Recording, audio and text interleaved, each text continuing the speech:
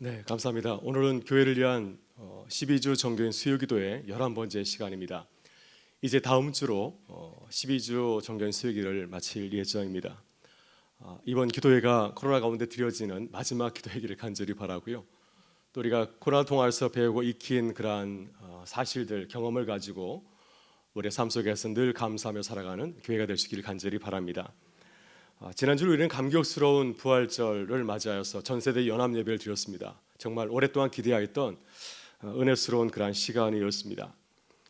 지난 주일 예배를 드리면서 말씀드린 것처럼 우리 교회는 이제 기쁨의 50일 시작하였습니다. 기쁨의 50일은 부활주일부터 성령 강림주일까지 52일 동안 부활의 기쁨을 이웃과 함께하는 그러한 캠페인입니다. 저는 개인적으로 굉장히 중요한 캠페인이라고 생각이 듭니다. 우리가 부활주를 기쁘게 맞이하는 건 참 좋지만, 그것도 물론 중요하지만, 사순절을 보내고 부활주를 맞이하는 기쁨을 나누는 것도 무척 중요하지만, 그 이후에 우리가 이제 부활의 증인으로 살아가는 것이 무척 더 중요합니다. 왜냐하면 주님께서 우리에게 부활하신 이유는 부활의 기쁨이 증인이 되기를 간절히 원하고 있기 때문이죠. 그래서 우리는 부활의 증인으로서 어떻게 살아가야 될지 우리의 삶에 관심을 가져야 됩니다. 우리가 부활하신 주님을 믿는다고 한다면 어떻게 살아가야 될까요? 부활의 증인으로 어떻게 살아가야 우리 이웃이 우리를 보면서 정말 그리스도를 믿는 그리스도께서 부활하셨구나, 부활을 경험한 자들은 저렇게 달라졌구나, 이렇게 생각할 수 있을까요? 그래서 우리의 삶은 주님의 부활을 보여주는 중요한 창문이라 할 수가 있습니다. 예수님께서 산상수훈에서 제자들에게 이렇게 말씀하였습니다. 이같이 너희 빛이 사람 앞에 비추게 하여 그들로 너희 착한 행실을 보고 하늘에 계신 너희 아버지께 영광을 돌리게 하라. 그래서 우리의 삶을 통하여서 하나님이 계시다 하는 사실을 보여줄 것을 당부하였습니다. 오늘 본문은 부활의 증인으로 살아가는 그리스도인들에게 하시는 말씀입니다. 특히 바울은 그리스도인들이 가장 많은 시간을 보내고 있는 삶의 현장에 대해서 말씀을 하고 있습니다. 우리가 주중에 가장 많은 시간을 할애하는 곳은 어딘가요? 특별히 본문을 통해서 보게 되면은 가정과 일터가 아닐까 생각이 듭니다. 우리는 대부분의 시간을 가정과 일터에서 시간을 보내고 있습니다. 가정에서는 사랑하는 가족들과 이제 시간을 보내고 있고, 또 일터에서는 함께 일하는 동료들과 또 시간을 보내고 있습니다. 우리는 지금 가정과 일터가 분리되어 있습니다. 물론 가정과 일터가 같은 분들도 계시죠. 그러나 대부분의 사람들은 가정과 일터가 분리가 되어 있습니다. 그러나 초기 그리스도인들은 가정과 일터가 분리되기보다는 분리되어 있질 않았습니다. 로마 사회는 대가족 사회였습니다. 한 가정에 많은 자녀가 있고 여러 가족이 모여 살았습니다. 또 당시에는 노예제도가 있었습니다. 부유한 가정에는 주인도 있지만 또 많은 종들이 있었습니다. 이들이 한 가정 안에서 하나의 가족을 이루고 살아가고 있었습니다. 그래서 가정은 지금처럼 핵가족만 사는 것이 아니라 다가정 사회라 할 수 있습니다. 많은 가정이 부유한 그 가정에 모여 살고 있었습니다. 그래서 가정은 종들이 자신의 가족과 함께하는 그런 공간이기도 하였지만은 또 주인을 위해서 일하는 일터가 되기도 하였습니다. 당시 초기 그리스도인들은 많은 사람들이 종들이었습니다. 노예 신분을 가지고 있었기 때문에 그들이 살고 있는 집이 바로 곧 그들의 일터이기도 하였습니다. 우리는 지금 어떤가요? 우리는 코로나 시대를 살아가면서 우리 사회 많은 변화들이 감지가 되고 있습니다. 그 중에 하나는 가정이 코로나 시대 매우 중요한 공간으로 부각이 되었습니다. 그동안 지난주에 이제 지난 월요일부터 해제가 되었지만 그 전까지는 우리가 사회적 거리두기 때문에 많은 곳을 자유롭게 다닐 수가 없었습니다. 그래서 주로 생활한 곳이 바로 가정이었죠. 그래서 가정은 직장이 되기도 하였습니다. 코로나 감염에 걸리신 분들이 직장에 나가지 못하고 재택근무하는, 그래서 집에서 일하는 곳, 가정이 직장이 되기도 하였고요. 또 가정은 또한 학교가 되기도 하였습니다. 많은 자녀들이 학교에 나가지 못하여서 집에서 비대면 수업을 받는 학교가 되기도 하였습니다. 가정은 또한 교회가 되었습니다. 교회 나오지 못할 시우들이 비대면 예배를 드리는 교회가 되기도 하였습니다. 이렇게 가정은 우리 삶의 매우 중요한 장소이죠. 바로 이게 바울 사도가 가정에서 성도의 삶에 대해서 말씀하시는 이유가 있습니다. 가정은 우리들의 가장 중요한 삶의 공간 중에 하나이기 때문입니다. 특별히 바울은 가정에서 구성원들에 집중을 하고 있습니다. 가정은 여러 구성으로 이루어지지 않습니까? 지난주 우리가 생각했던 부부가 있기도 하고요, 부모도 있고 또한 자녀도 있습니다. 또 일터에서는 누가 있습니까? 주인이 있고 또 주인 아래 일하는 또 종들이 있습니다. 지금으로 말하면 상사가 있고 또 그리고 그 밑에 여러 직원들이 있습니다. 그렇다면 우리는 가정과 일터에서 어떻게 해야 될까요? 오늘 본문에서 바울은 부모와 자녀에게 말씀하고 있고요. 또 직장에서 상사와 그리고 또 직원에게, 예전으로 말한다면 종과 상전에게 말씀을 하고 있습니다. 바울은 일방적으로 이 사회 구성원들 가운데서 일부에만 말씀을 하지 않습니다. 사회 힘을 가지고 있는 무리들, 부모라든지 아니면 상전에 대해서만 말씀하지 아니하고 함께 가정과 일터를 이루고 있는, 그러나 주인이나 부모보다는 힘이 덜한 자녀들과 그리고 또 직원들에 대해서도 말씀을 하고 있습니다. 왜 이렇게 사도 바울은 가정과 일터에서 모든 구성원들에게 동일하게 말씀을 하고 있을까요? 가정과 일터는 구성원 모두가 함께 참여해서 일하고 섬겨야 되는 그런 공간이기 때문입니다. 그래서 어떻게 가정과 일터를 모든 사람들이 함께 참여해서 아주 유익하고 아름다운 공간을 만들어갈 수 있을까, 이런 관심을 가지고서 지혜를 나누고 있습니다. 이 말씀은 아주 오래전에 말씀하신 거지만 또한 오늘 우리에게도 동일하게 필요한 말씀인 줄 믿습니다. 이 시간 가정과 일터에 주시는 주의 말씀 함께 나누기를 바랍니다. 또한 이 말씀은 교회에 주시는 말씀이기도 합니다. 왜냐하면 교회는 하나의 가정이기 때문이죠. 주를 고백하는 자들이 모여서 함께 한 가족을 이루고 있고 또 모든 성원들이 함께 모여서 하나님 나라를 세워가는 또 우리의 일터이기도 하기 때문입니다. 그래서 이 말씀을 함께 묵상하고 또 기도할 수 있기를 바랍니다. 그렇다면 우리가 가정과 일터와 교회에서 어떻게 서로를 바라봐야 될까요? 부모와 자녀 그리고 또 상사와 직원이 어떻게 서로를 바라봐야 될까요? 본문 5절 보게 되면은 예수님께 바울 사도는 가장 중요한 가치 하나를 말씀하고 있습니다. 주께 하듯 하라, 그리스도께 하듯 하라. 이것이 가장 기본적인 원칙입니다. 우리가 가정에 있든지 아니면 일터에 있든지 어떤 마음을 가지고서 일해야 될 것인가, 어떤 마음을 가지고 서로를 대할 것인가에 대해서 가장 중요한 기준이 바로 그리스도에게 하듯 하라 말하는 말씀입니다. 어떻게 우리가 서로를 그리스도에게 하듯 바라보고 또 어떻게 함께 가정과 또 일터를 세워갈 수 있을까요? 먼저 부모와 자녀는 서로를 존중하고 존경해야 됩니다. 오늘 본문은 우리가 잘 알고 있는 말씀입니다. 가정의 달에 이 말씀을 묵상하고 나죠. 그래서 우리 이 말씀에 아주 친숙합니다. 잘 아는 말씀입니다. 우리는 이 말씀을 읽을 때마다 당연히 그래야지, 부모는 자녀에게 자녀는 부모에게 이렇게 해야지 라고 생각합니다. 이렇게 당연하게 생각하다면 우리가 지금 참 좋은 시대를 살고 있다는 그런 증거입니다. 그러나 바울 당시 이 말씀은 아주 혁명적인 말씀이었습니다.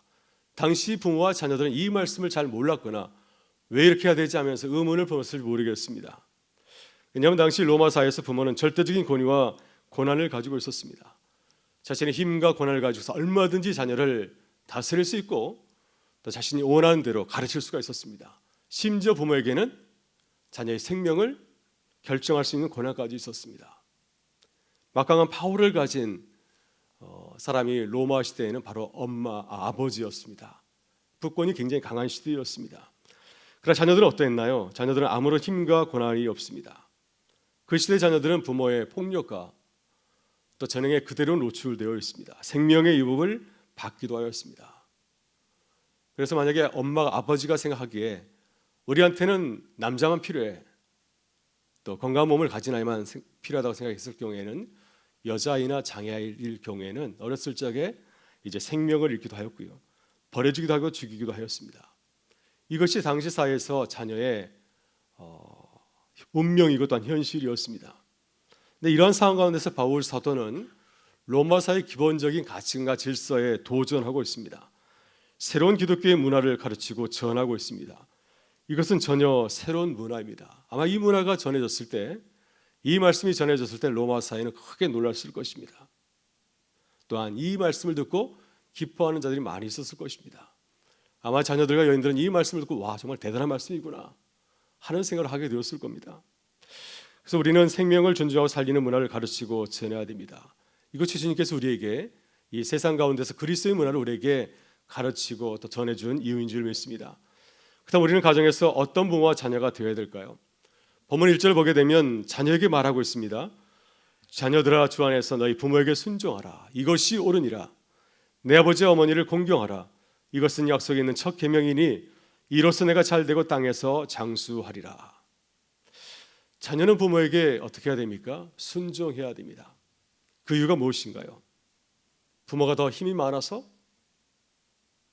그것은 아닙니다. 기독교에서는 부모에게 순종해야 되는 것은 그리스도에 대한 순종의 일부이기 때문입니다. 골로새 3장 20절에서 이렇게 말씀하고 있습니다. 자녀들아 모든 일에 부모에게 순종하라. 이는 주 안에서 기쁘게 하는 것이니라. 부모를 순종하게 하는 것은 하나님의 뜻이기 때문입니다. 하나님의 말씀이기 때문입니다. 하나님께서는 자녀가 부모를 통해서 큰 복을 누리도록 만드셨습니다. 이것이 하나님의 뜻이고 가정의 질서입니다. 그래서 우리는 이 진리를 깨닫는다고 한다면, 부모에게 순종하는 하나님의 뜻이라고 한다면 그 말씀에 순종해야 됩니다. 그리고 공경해야 됩니다. 어떻게 하는 것이 부모를 공경하는 것인가요? 부모를 존경하고 존중하고, 또 부모님이 이제 나이가 들었을 때는 경제적으로 도움을 주는 것, 이것이 공경의 그 모습이었습니다. 성경에서 부모에게 순종하는 자녀의 모습을 누구에게서 찾아볼 수 있을까요? 성경을 보면 수많은 자녀들이 등장하지 않습니까? 그 중에 한 사람, 우리가 부모를 잘 공경하였던, 순종하였던 자녀를 들러간다면 아브라함의 아들 이삭이 아닐까 생각이 듭니다. 아버지 아브라함이 이삭을 데리고 모리아산에 가서 번제를 드릴 때 이삭은 어떻게 했습니까? 죽기까지 순종하였습니다. 그때 이삭의 나이는 12살, 청소년의 나이였고요. 그에 비해서 아버지 아브라함은 112세가 넘는 고령의 아버지였습니다. 얼마든지 자신의 힘으로 아버지를 저항할 수 있는 그러한 나이였습니다. 그러나 이삭은 번제를 바치는 아버지 아브라함의 뜻에 순종하였습니다. 인간적인 뜻으로 바라보게 된다면 아버지의 행동은 도저히 이해할 수 없는 행동이 아닐까요? 어떻게 아버지가 아들을 죽이려 할 수 있습니까?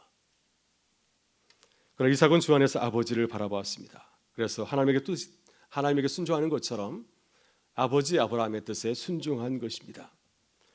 그래서 성경은 이삭을 그리스도의 모델을 삼고 있습니다. 하나님의 뜻을 바라보면서 십자가에서 죽기까지 순종하였던 아들 예수 그리스도의 모습으로 바로 이삭을 모델로 들기도 합니다. 그다음 부모는 자녀에게 어떻게 해야 될까요? 본문 4절에서 바울 사도는 부모에게 이렇게 말씀하고 있습니다. 우리 4절의 말씀을 같이 한번 읽어보겠습니다. 또 아비들아 너희 자녀를 노엽게 하지 말고 오직 주의 교훈과 훈계로 양육하라. 이 말씀을 뒤집어 읽으면 그리스도 밖에 있는 사람들의 모습을, 부모의 모습을 생각해 볼 수가 있습니다. 그리스도를 모르는 사람들은 자녀를 어떻게 할까요? 노엽게 할 수도 있고 또 자신의 교훈과 훈계로 양육할 수가 있습니다. 이런 부모는 자녀를 어떻게 키울까요? 하나님의 자녀가 아니라 자신의 자녀를 키울 것입니다. 자신의 뜻을 이룰 수 있는 그런 자녀로 자녀를 교육하고 가르치지 않을까요? 그러나 믿음의 부모는 그렇게 자녀를 양육하지 말아야 됩니다. 왜냐하면 자녀는 부모의 소유가 아니기 때문이죠. 자녀는 누구인가요? 하나님께서 우리에게 하나님의 자녀라고 양육하라고 위탁한 것입니다. 따라서 우리는 자녀를 하나님의 자녀로 바라봐야 됩니다. 내 것이 아니기 때문에 자녀를 화나게 하면 안 되는 거죠. 자녀를 화나게 하는 것, 자녀를 노엽게 하는 것은 자녀를 존중하지 않기 때문입니다. 자신의 소유로 생각하기 때문에 자녀를 화내게 하고 또 자신의 뜻대로 조정하는 것이 아니겠습니까? 그리고 자신의 방식대로 자녀를 대하는 것입니다. 그러나 믿음의 부모는 어떻게 해야 될까요? 세상의 방식과는 다르게 자녀를 가르치고 양육해야 됩니다. 성경은 이렇게 말하고 있습니다. 오직 주의 교훈과 훈계로 양육하라. 앞에 오직이라는 말을 강조하고 있습니다. 오직 주의 교훈과 훈계로, 너의 가르침, 너의 생각을 배제하고 항상 아버지의 뜻이 무엇인지를 생각하면서 주 안에서 가르칠 것을 강조하고 있습니다.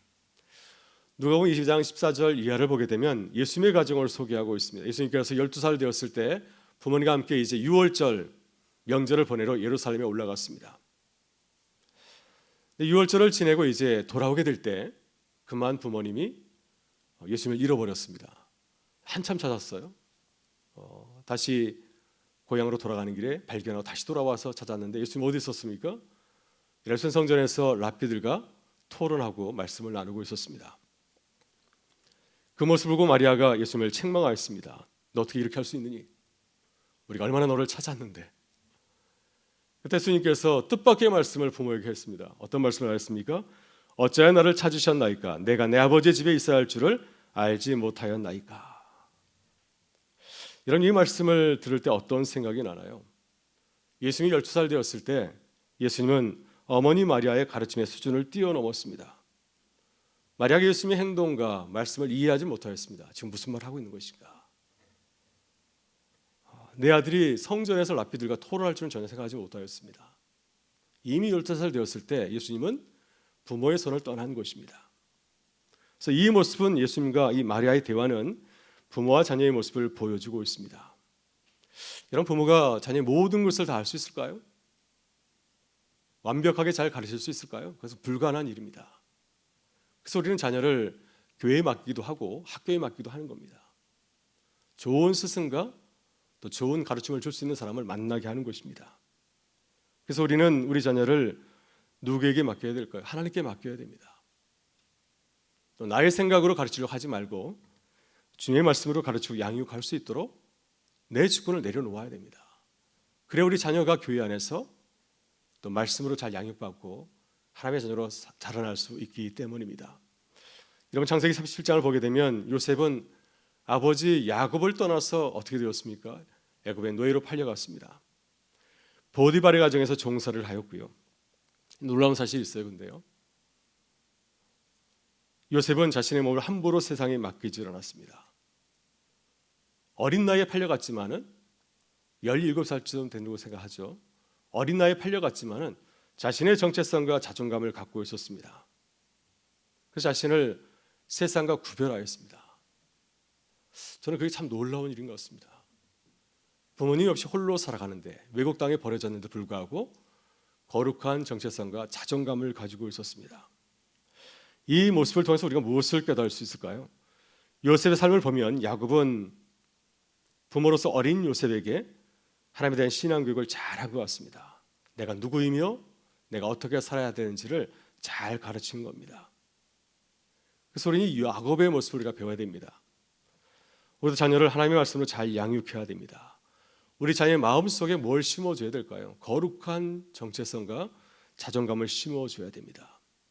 이것이 믿음의 부모가 자녀에게 해줄 수 있는 소중한 유산이 아닐까 생각이 듭니다. 세상의 지식이 아니라 주의 말씀을 우리 자녀의 마음속에 심어놓을 때 우리 자녀들이 무슨 일을 만나든지 거룩한 자녀로 세워질 수 있으리라 믿습니다. 이러한 사명과 또 책임을 우리가 잘 감당할 수 있기를 바랍니다.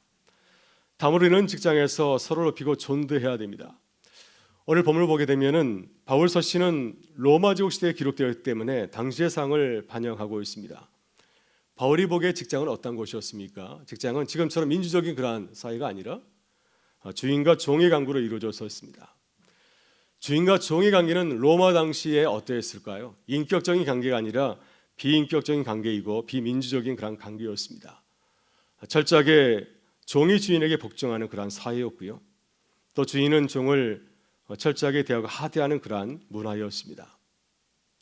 그러나 바울은 이러한 사회 가운데서 이런 로마 사회에서 전혀 새로운 직장 생활에 대해서 말씀을 하고 있습니다. 기존 질서를 완전히 뒤엎는 새로운 가치관, 또 새로운 직장 생활에 대해서 말씀하고 있습니다. 주인과 종은 그리스도의 사람이라고 한다면 세상에서 서로 새롭게 바라봐야 한다 하는 겁니다. 당시 많은 사람이 생각하는 것처럼 바라보는 것이 아니라 전혀 다르게 서로를 바라볼 것을 당부하고 있습니다. 그래야 그것이 하나님께 기뻐하시는 일터라고 말씀을 합니다. 그렇다면 상사와 직원이 어떻게 해야 될까요? 보면 5절부터 8절을 보게 되면은 바울은 종들에게 일터에서 일하는 사람들에게 이렇게 당부하고 있습니다. 우리 5절부터 8절까지의 말씀을 같이 한번 읽어보도록 하겠습니다. 종들아, 두려워하고 떨며 성실한 마음으로 육체의 상전에게 순종하기를 그리스도께 하듯 하라. 눈가림만 하여 사람을 기쁘게 하는 자처럼 하지 말고 그리스도의 종들처럼 마음으로 하나님의 뜻을 행하고 기쁜 마음으로 섬기기를 주께 하듯 하고 사람들에게 하듯 하지 말라. 이는 각 사람이 무슨 선을 행하든지 종이나 자유인이나 주께로부터 그대로 받은 줄을 알미라. 아멘. 네, 바울이 종들에게 당부한 것은 무엇인가요? 일터에서 일할 때 수동적으로 일하지 말라고 하였습니다. 내일은 내일이 아니라 주인이라고 생각하지 않습니까? 내가 아무리 일해도 내게 아무런 유익이 없다. 열심히 일해도 모든 것이 다 주인에게 돌아간다. 그래서 종들은 성실하게 일하려고 하지 않습니다. 대충 하려고 하죠. 이것이 종의 나쁜 그러한 자세, 습관입니다. 예수님 말씀하신 달란트 비유를 보게 되면 한 달란트 받은 종이 그렇게 하지 않았습니까? 그는 주인의식이 없었습니다. 청지기의식이 없었습니다. 종의 의식을 가지고 자신의 일을 바라보았습니다. 일한 종을 주인이 좋아할까요? 좋아하지 않습니다. 나중에 주인이 돌아왔을 때 그를 크게 책망하고 또 집에서 내보냈습니다. 사도 바울이 그리스도인 종들, 예수를 주로 믿는 종들, 노예들에게 당부한 것은 무엇이었나요? 주인의식을 가지라고 하는 것입니다. 청지기식을 가지라고 하는 것입니다. 그렇다면 하나님의 청지기들, 하나님을 믿는 자들은 어떤 마음을 가지고서 일을 해야 될까요? 5절을 보게 되면 사람에게 하듯 하지 말고 그리스도께 하듯 하라. 6절처럼 이렇게 말씀하고 있습니다. 그리스도의 종들처럼 마음으로 하나님의 뜻을 행하고 기쁜 마음으로 섬기기를 주께 하듯 하라. 8절 무슨 선을 행하든지 주께로부터 그대로 받은 줄을 알미라. 그래서 사람과의 관계 속에서 바라보지 말고 그리스도와 나의 관계에서, 하나님과 나의 관계에서 바라보면서 늘 주님을 고울로 삼고 일할 것을 당부해야 됩니다. 하고 있습니다. 왜 우리는 그리스도께 하듯 해야 될까요? 모든 것은 하나님의 것이기 때문입니다. 우리는 누구인가요? 모든 것을 다 가진 하나님의 청지기입니다. 우리가 주께 다들 성실하게라면 내가 모시는 주인이 나에게 대가를 치르는 것이 아니라, 대가를 주는 것이 아니라 하나님께서 주를 위해서 성실하게 일한 사람에게 그 대가를, 그 상급을 주신다고 하는 겁니다. 그래서 우리는 사람을 바라보지 말고 하나님을 바라보고 주께 하듯 일할 것을 당부하고 있습니다. 요셉은 종으로 보디발의 가정에서 일했습니다. 요셉은 또한 죄수로 감옥에 있었고요. 그는 그러나 창세기를 보게 되면은 항상 신분에 걸맞지 않게 일하지 않습니까? 종이고 죄수인데 그렇게 일하지 않습니다. 모든 일을 주께 하듯 일하였습니다. 하나님께서 그에게 어떤 것을 맡겼습니까? 보디발의 가정, 감옥을 맡겼습니까? 그것을 뛰어넘어서 애굽의 모든 것을 그에게 맡겼습니다. 하나님 보시기에 요셉이 애굽 땅에서 가장 성실하게 주를 바라보며 일했기 때문이 아닐까요? 그래서 우리는 요셉처럼 모든 것의 주인이신 주님을 바라보면서 일을 해야 됩니다. 사람을 보고 일하는 것이 아니라 하나님을 바라봐야 됩니다. 하나님에게 인정받듯이 일해야 되는 것이죠. 왜냐하면 주께서 우리를 주목하고 있기 때문에. 이 사실을 믿는다고 한다면 우리는 대충 일할 수가 없습니다. 그분이 나를 바라보고 있는데 어떻게 대충 일할 수 있겠습니까? 골로새 3장 23절에서 바울도 이렇게 말씀하고 있습니다. 모든 일을 하든지 마음을 다하여 주께 하듯 하고 사람에게 하듯 하지 말라. 이것이 그리스도를 믿는 청지기의 모습이라고 하는 겁니다. 오늘 본문에서 말하는 청지기는 자유인이 아니었습니다. 초기 교회의 대부분의 그리스도인들은 노예들이었습니다. 노예를 향하여서 이렇게 이런 의식을 가지고 일할 것을 당부하고 있는 겁니다. 굉장히 혁명적인 말씀이라 할 수 있습니다. 그렇다면 주인은 종을 어떻게 대해야 될까요? 직장에서 상사는 직원을 어떻게 대해야 될까요? 본문 9절 말씀은 이렇게 말씀하고 있습니다. 우리 같이 읽어보겠습니다. 상전들아 너희도 그들에게 이와 같이 하고 이업을 그치라. 이는 그들과 너희의 상전이 하늘에 계시고 그에게는 사람을 애물어 체하는 일이 없는 줄 너희가 알미라. 아멘. 네, 직장에서 상사가 되면은 직원, 내 밑에 있는 사람들을 함부로 다룰 수가 있습니다. 주인을 대하듯이 대하지 아니하고 종을 대하듯이 그렇게 대할 수가 있습니다. 어떻게 이렇게 우리의 태도가 돌변할 수 있을까요? 바울은 그 이유를 두 가지로 말씀하고 있습니다. 한 가지는 자신의 신분을 망각하였기 때문입니다. 우리는 모두 하나님의 종들입니다. 이 사실을 망각하게 되면 자신을 주인으로 생각할 수가 있습니다. 내가 가장 높은 자리에 있으니까 내가 주인이지, 이런 마음을 가지고서 다른 직원들을 대하고 또 섬길 수가 있습니다. 행동할 수가 있습니다. 또 한 가지 이유는 무엇일까요? 사람의 겉모습만 보기 때문입니다. 그러나 모든 사람이 다 하나님의 귀한 자의 일꾼들입니다. 이 사실을 믿는다고 한다면 우리는 모든 사람들을 존귀하게 대해야 되지 않겠습니까? 신분이나 지위가 낮다고 해서 무시하거나 판단하면 안 됩니다. 빌레몬서에서 바울은 주인 빌레몬에게 그의 집에서 도망친 오네시모에 대해서 편지를 보냈습니다. 바울은 빌레몬에게 어떤 당부를 했습니까? 너희 종 오네시모를 종으로 대하지 말고 너희 형제로 대하라. 그 이유가 무엇입니까? 이제 오네시모도 하나님을 믿는 하나님의 사람이 되었다고 하는 겁니다.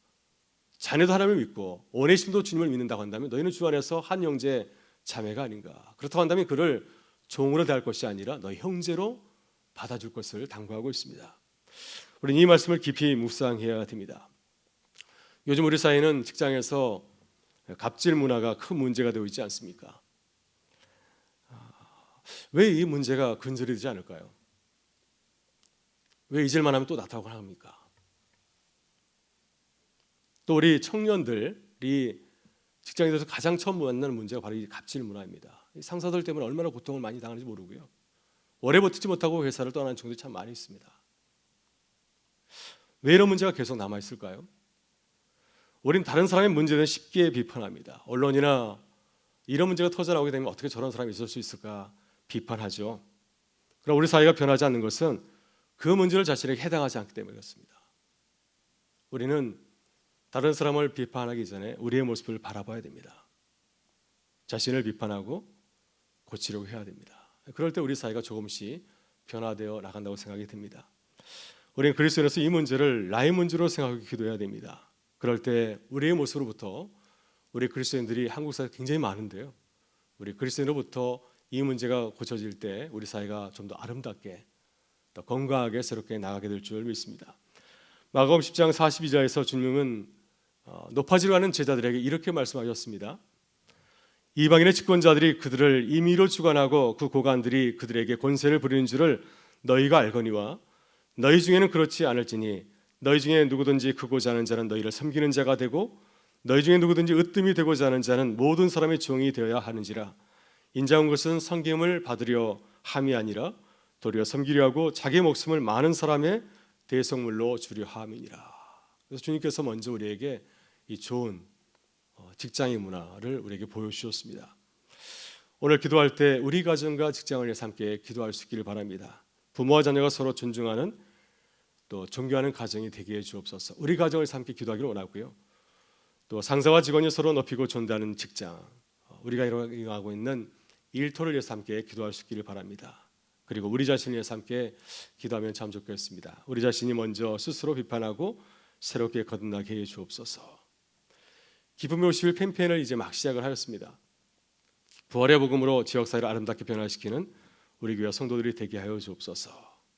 그래서 우리를 통하여서 아름다운 이 세상을 만들어가기 원하는 주님의 뜻을 바라보면서 함께 기도할 때 주님께서 그 모든 것을 감당할 수 있는 은혜를 더하실 줄 믿습니다. 그래서 이 시간도 성령 안에서 주님의 은혜를 간절히 사모하면서 기도하는 교회와 성도 되실 수 있기를 주의 이름으로 축원합니다.